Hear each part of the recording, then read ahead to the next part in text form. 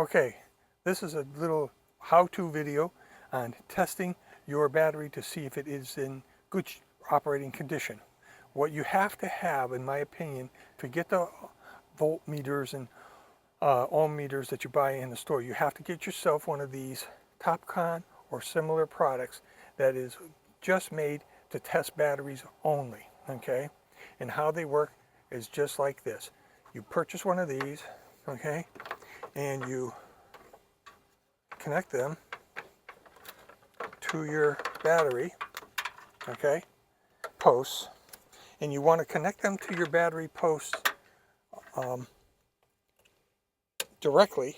You do not want to use a remote jump start area or anything like that, or you will get a false reading. They do not work on remote jump start areas. Then you will see it will come on and it'll say what your battery voltage is, which is 12.5 volts right now.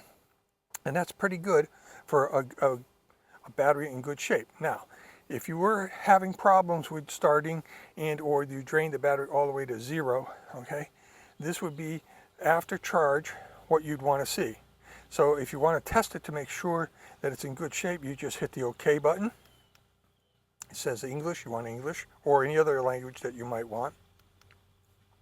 Is it in the vehicle or out of the vehicle? If it's out of the vehicle, you would say hit OK again, but it's in the vehicle. So you want to hit the up arrow and hit OK. And then it's going to say, is it before charge or after charge? And this has not been charged, so it's before charge, or okay. So it's before charge, so you hit the down area if you go too far and hit OK. Okay. Regular flooded, yes. So you just hit OK. And then the cold cranking amps is what you want to test to see if it has enough juice to start your engine.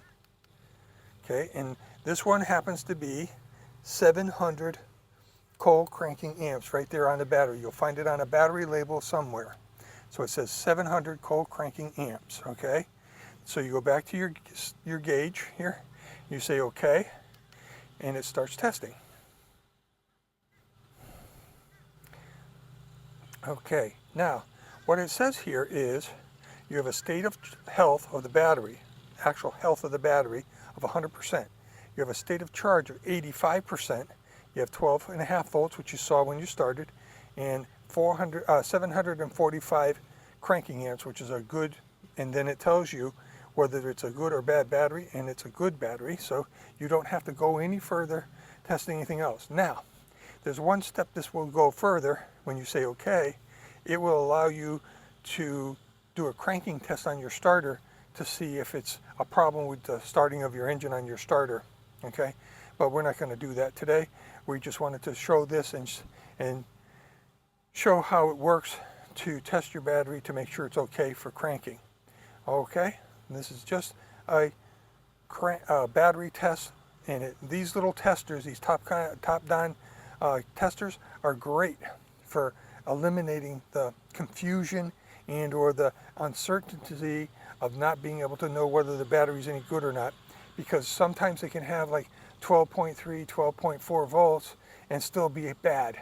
They don't have enough, the state of health is not good. In other words, no amperage, and the ohms meter and the voltmeter that you hook it up to won't tell you that, but this particular tester will. So this is a godsend for testing batteries. The only thing I would recommend for testing a battery to make sure it's in good shape, okay?